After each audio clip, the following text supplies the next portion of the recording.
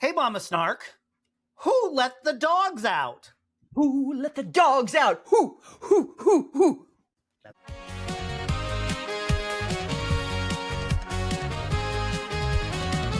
Guess what, everybody? Emma and Gio let the dogs out. And dogs were running amok. There were more dog extras than there are people at weddings and funerals in Port Charles. Go figure. So Dalton had a lot of work if he had a lot of those dogs in his lab secretly. Well, anyway, welcome to General Hospital Snarkcast. I am Snark Jr., joined by the always lovely Mama self-titled Snark. old lady Mama Snark. Old lady Mama Snark.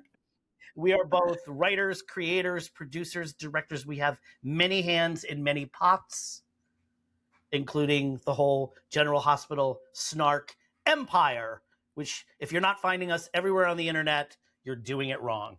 Anyway, welcome to Friday, December 5th, 2025. Why don't we kick it off with oh yes, there's a murder mystery going on. Complete with red herrings. Yes. What were your thoughts on all that this week? These reveals. Well, first of all, when we got the first reveal, I think it was Tuesday, with Curtis talking to Selena, I was so delighted to see Selena because she's a favorite bad guy because she's just bad around the edges. She's just bad enough to afford a fur coat. True. Other than the fact that Sidwell, of all people, sort of drove her out of town, how nice of her to come back in her private jet just for Curtis. Well, they have a relationship, as it were, history. From the Savoy gambling days. History and baggage. But at first I was like, oh my gosh, there's an answer. And then I was like, hold on a second. Because remember last week I said that I had read somewhere that they're going to show the audience first who's the shooter. This was 100% a red herring. I fell for it briefly. And then I was like, no, this doesn't feel... And let me just say, because it was a red herring and because it came out of nowhere, I was absolutely delighted with the writers. I mean, props to them, right?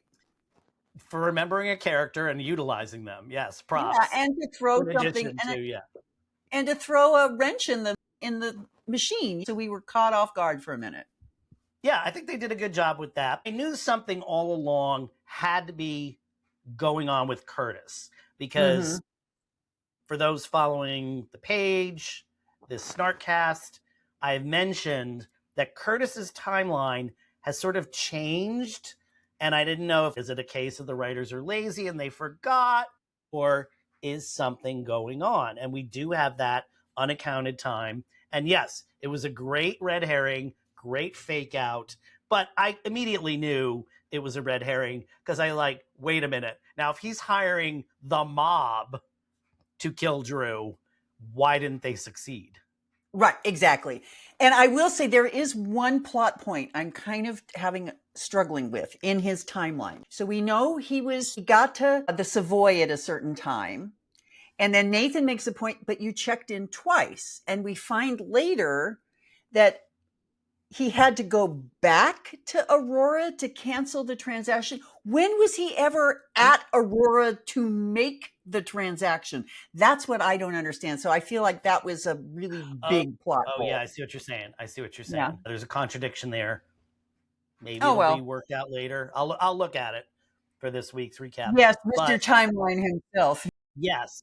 But, and it was a plausible excuse. We just got the security tape, so we know when he entered the Savoy and we know when he left.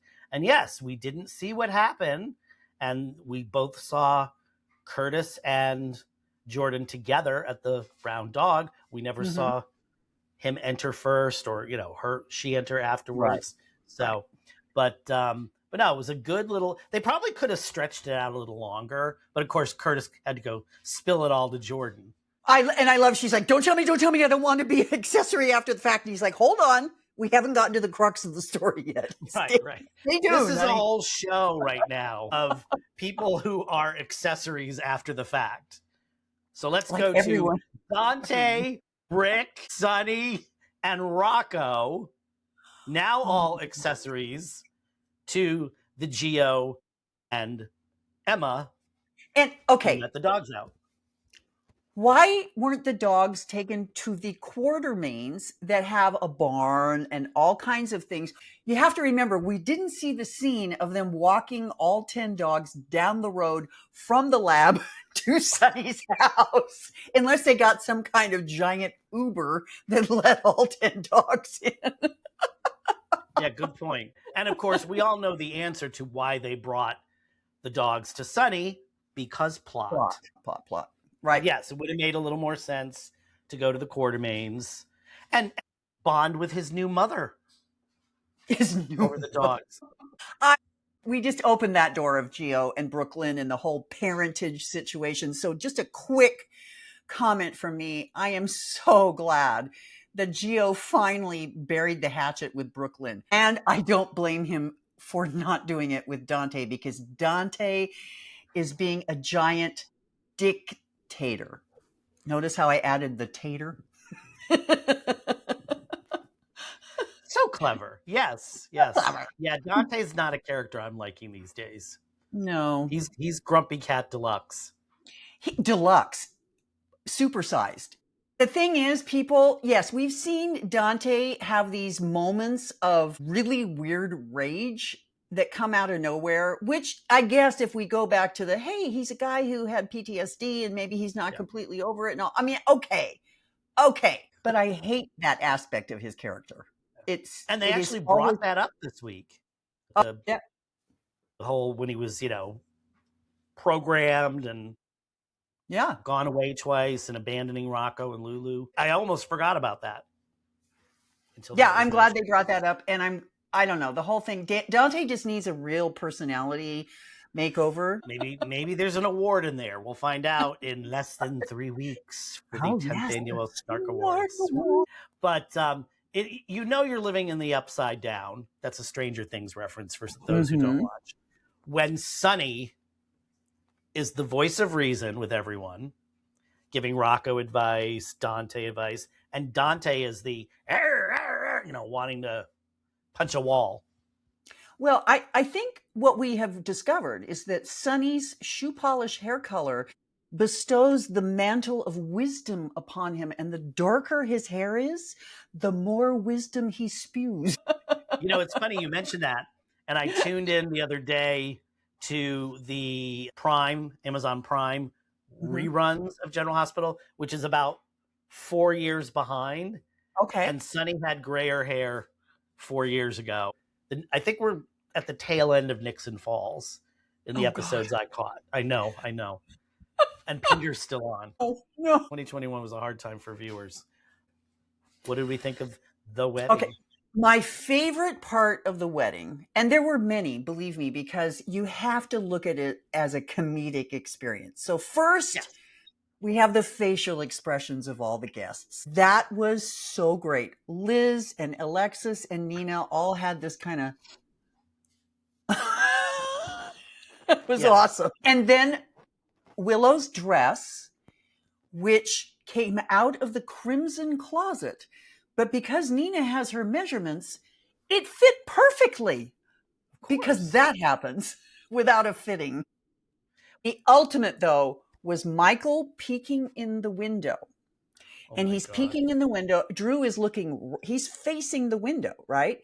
But for reasons which plot, he wasn't seen. But what's hilarious is when they cut away to the exterior and Michael walks towards the camera, he walks right in front of that window.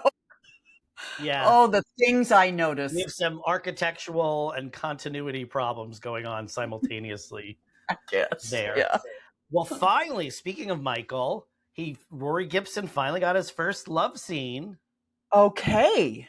Now, we learned something very important this week. Mama Snark does not like love scenes. Not daytime love scenes. They're usually so hokey. David talked me off the wall, and he said, the reason you don't like them is because you usually don't like the characters who are doing it. And that is true. I don't want to watch Portia and Isaiah. Sorry. Oh, gosh. I don't want to watch Kai and Trina. But Michael and Jacinda, whew, that was some hot stuff.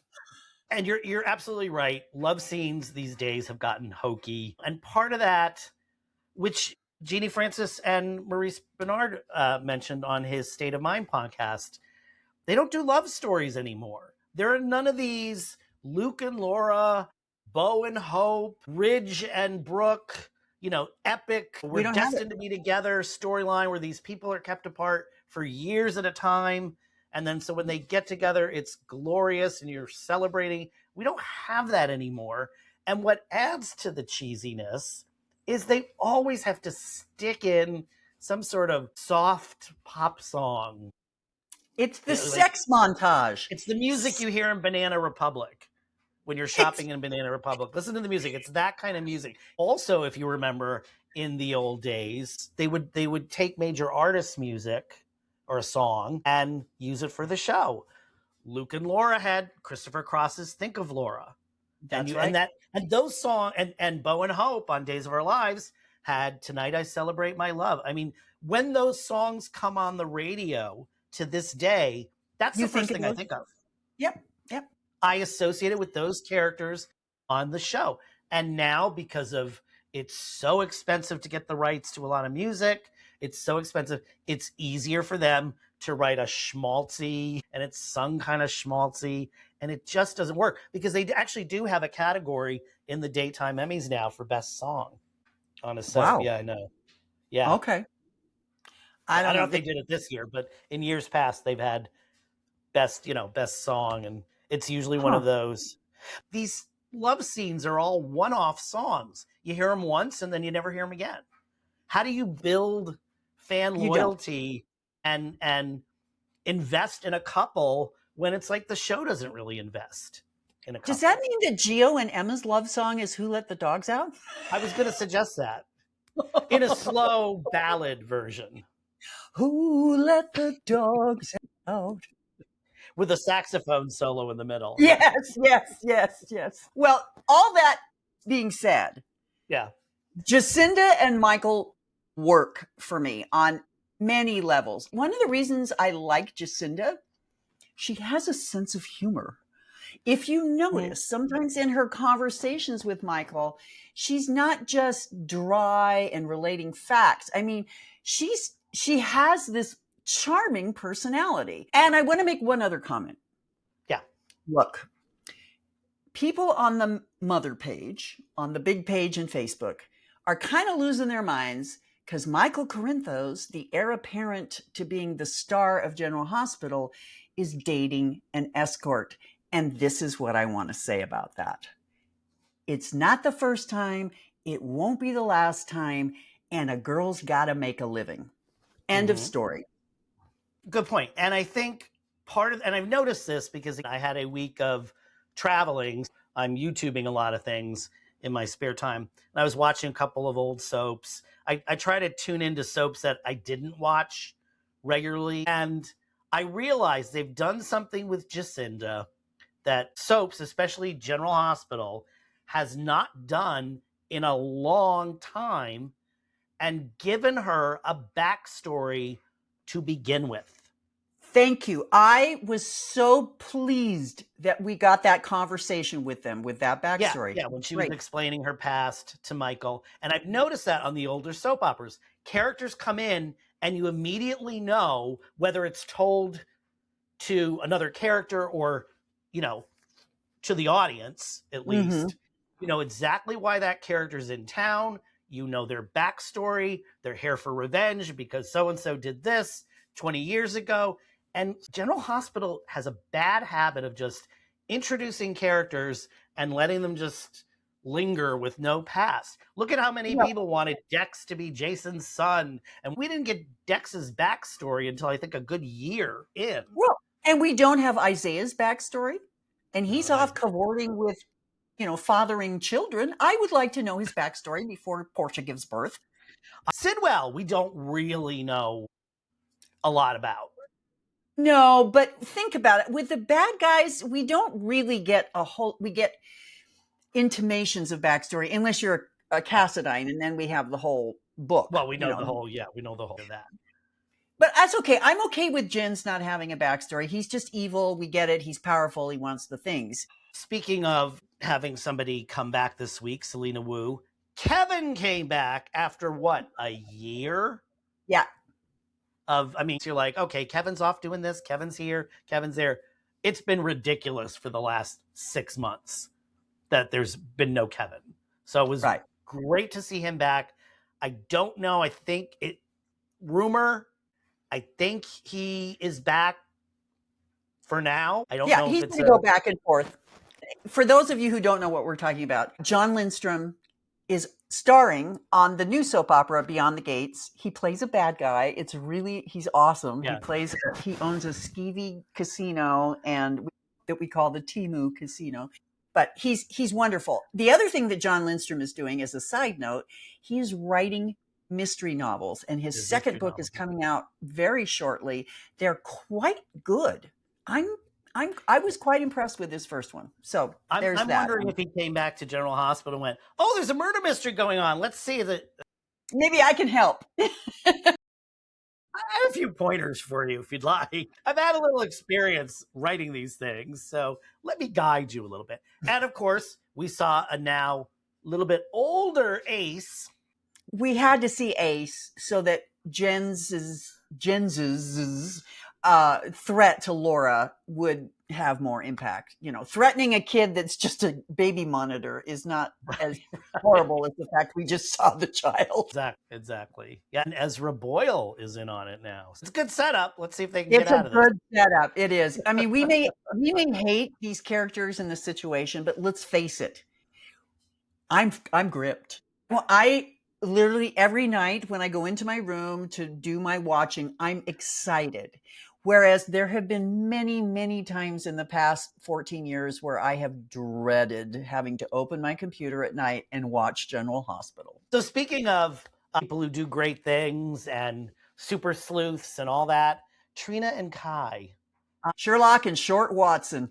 Yeah, it's going to be painful, people. Somebody made a comment on the page. They were like, yes, let's solve this murder. We were there, even though we didn't see anything. And she's all, wham, my daddy and my mommy are breaking up and my mommy's pregnant. Nobody told me. Wham. And watching GH from 4 years ago, there was original Trina.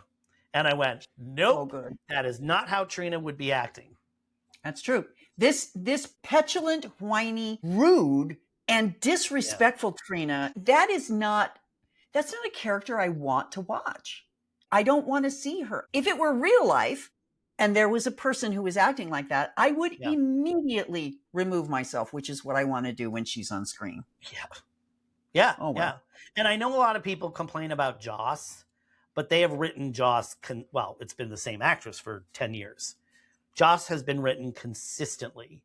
Even when she's pitching a fit, it's not like a whiny baby, wham, I didn't get my own way kind of thing. No, and she's also Carly's daughter, so we understand she's been taught by the best, right? The other thing that's happening is they're writing Joss so much more mature than Trina right now, and they're supposed to be roomies and best friends. And Trina and Kai need to go to the character closet, and that needs to be done because I'm over it 100%. I'm to the point, I don't mind Kai so much. He can stay. Yeah. Trina's got to go right now. When Half Daddy's making the most sense of all the characters in this family, we got a problem. It was a bad Thanksgiving for the Ashford family. Poor Stella didn't get her way. Poor Trina didn't get her way. So if I said that Josh fights because she's Carly's daughter, Trina is a mini Stella, right? So who is your character of the week out of all these many, many, many characters that have crossed our screen this week? I had an interesting reaction to young Gio.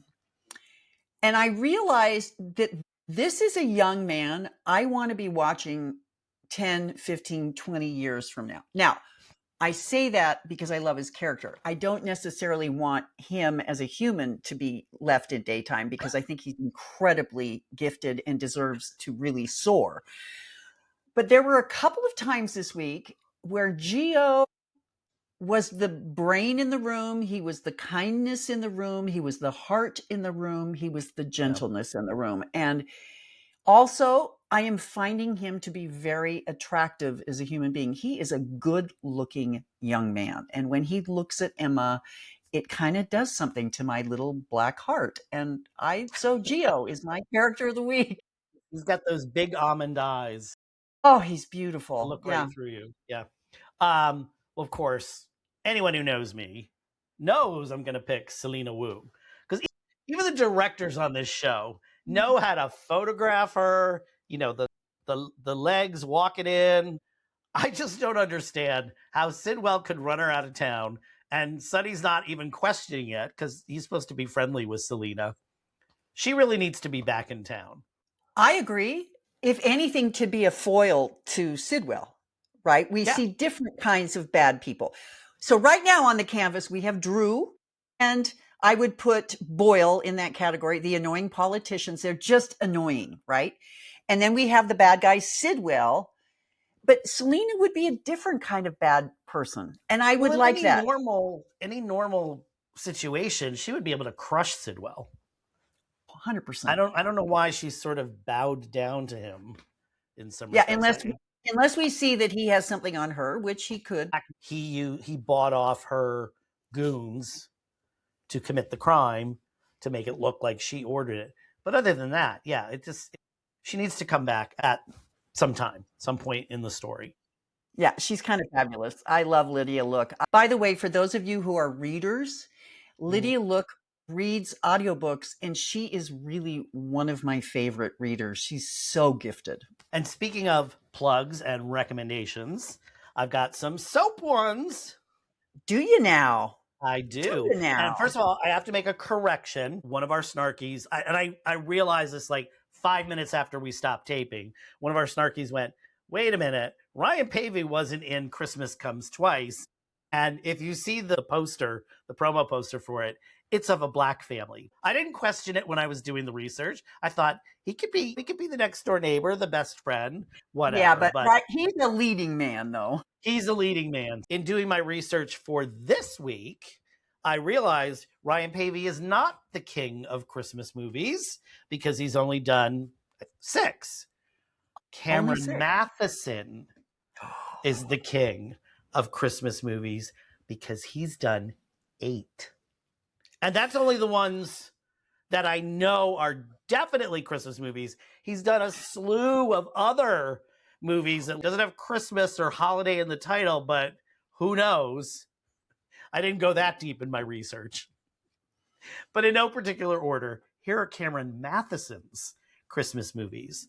There's A Kind-Hearted Christmas. To capture the holiday spirit, Jamie anonymously gives gifts to those in need. Word spreads and people in town wonder why what? Oh, I didn't write that part. Wonder why. They wonder why something. I'm not on the actual page. I just have a screenshot I'm looking at. So tune in. It's a mystery. But that is streaming on, I guess it's pronounced Philo, Philo, which is a free streaming app. Also, it's for rent on other apps. And of course, the Hallmark Channel app. There's A Christmas Club. 2 busy strangers meet when they help an elderly woman find her lost Christmas savings. Heartwarming. That Hallmark Channel. And that, again, Hallmark, you can get it through YouTube, buy it through Amazon Prime. It's all over the place. There's A Christmas to Remember. A TV personality drives to a small town mountain retreat. On her way, a blizzard veers her off the road and she crashes her car. Oh my gosh, is she on that road in Port Charles? That by the boulders, yeah. By the boulders. That sounds promising. And that, again, it's on Tubi for free. It's on Peacock if you have a Peacock subscription. So you can look that up. And of course, Hallmark and all the other regular places. And as I always say, do not discount your local library. A lot of them have these movies. A lot of them now have their own section for just Hallmark movies or Christmas movies or just rom-com kind of. Is the Dewey Decimal System that's particular that it has a Hallmark movie category? I guess so. Anyway, moving on. There's A Merry Christmas. Of course, it's always a New York City advertising executive returning to her small hometown to sell the family farm in this case. Oh, no, not Instead, the family farm. I know. Well, times are tough. But instead, she reconnects with her childhood friend. I wonder who her childhood friend is. Does he look like Drew Kane? Or Drew Quartermain. Or Drew Quartermain? That one is on Hulu and Disney Plus. Ooh, the major ones. So it must be good. There's the Christmas ornament. Kathy plans to avoid any holiday traditions that bring back memories of her late husband until she receives an ornament from that guy who looks like Drew Kane. Oh, that guy that looks like Drew Quartermain. And again, that's on all the usual channels. I don't see it for free anywhere, but if you have Hallmark If you channels, need to watch it, you can cough it up. I'm almost ready to do a 7-day Hallmark thing just to check it out. There's Window Wonderland. Wonder what that's about. Could it be about a department store window decorator who learns that there's a vacancy for her dream job leading up to Christmas? I think so. And that's everywhere. That's on Plex, which is a free streaming app, among other streaming apps I know. Then there's, of course, Holidays, D-A-Z-E. Who thinks up these titles? And of course, this is major because this one stars Jenny Garth from Beverly Hills 90210 and Cameron Matheson. So when you get 2 stars in a holiday movie, it's pretty darn good. And of course, Jenny Garth plays this corporate workaholic. But in this one, she wakes up in an alternate universe, married to her childhood sweetheart, who is played by, I think, Cameron Matheson. I was going to guess Cameron Matheson. Yeah. That explains all his absences on the soap. And that's on Plex, which is a free app. And then again, on all the other subscription, and you can rent it, stream it from Amazon Prime. There is Home Sweet Christmas. Sophie Marlowe returns to her hometown after inheriting part of a maple forest. You know, I hate when that happens. It's hard to maintain a maple forest.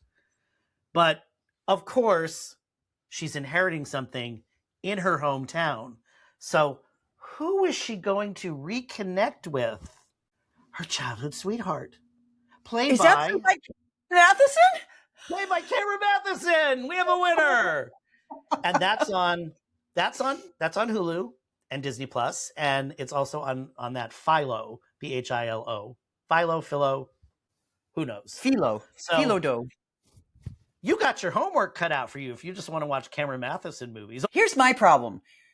I can't watch him in anything else because I will think that he's going to do a double cross and end up being the Grinch. I mean, I can't separate Cameron Matheson, the Hallmark guy, from Cameron Matheson, Drew Quartermain. I'm sorry, I can't. My brain does not work that way. I wouldn't. See, when I watch him in one of those Hallmark movies, I don't think of that. I just think of like the bad old days when he was on All My Children. And he was just this, like, to me, Ryan Lavery was a very wishy-washy character. So I don't like him. I don't like him for that reason. I'm enjoying him so much more now on General Hospital. But there is one of these days, there's got to be an expiration date for this character, because this character just cannot go on at the level he's going and get away with it. Did Wicked Stepmother have anything to say about Cameron Matheson this week? She said, I managed to watch GH Tuesday and Wednesday today. Flashback to Curtis and the Dragon Lady. I don't recall those scenes, or are they added in to throw suspicion or create a red herring? Yes, Nina, hopefully we'll find out before the year ends. And all the puppy dogs and the pizza from Tracy love this Thanksgiving. Can't wait for it to end. Same. Before we go, let's talk about that Thanksgiving. I know they keep trying to stretch this joke out, but it was like, poor Chase. He created this wonderful dinner. Right? And then it's like, no, we can't eat it. Sorry. I think you mentioned that on the page. That Brooklyn was so like, no, weird. So weird. Don't tempt fate. And then, to me, to add insult to injury, not to me personally, but to the people who were working at General Hospital. Monica always used to do this for the staff. Well, gee, if they didn't show up, was Portia going to do anything for her staff? No. Portia was like, doesn't look like it. I remember when Monica did that. She was so nice, but now that I'm the chief of staff, I just wait for other people to do it because I'm busy stooping my doctor in my office. I was going to say, the only thing Portia was interested was licking her candy cane Isaiah. Yeah. She didn't give a hoot. No. And where were Wiley and Amelia? Yeah, they're stuck they're in the nursery character closet, and only Leo was allowed to escape. So, yeah. I mean, just Frank sit there with a calculator and go, okay, we can afford Leo. Let's bring Leo back. Oh, no money for Wiley and Amanda. Sorry. But we can, because we're bringing back Ace, and that's, he's a toddler. Ace, yeah. It was extra a banner week for people popping up, but not Wiley and Amelia. No. Well, the oft talked about kids of Willow. Yeah, who she's desperate to get back, but no one knows where they are. That does it for us for this week. I hope you're enjoying your holidays, enjoying your week. Don't forget to like, subscribe, help us with all those crazy Facebook, X, Instagram, Substack, YouTube algorithms, and subscribe and like and comment. We love reading your comments. And also, especially if you need to correct me on something like my soap recommendations. Anyway, we will see you next week. Goodbye from Snark Jr. and from Mama Snark. Everyone.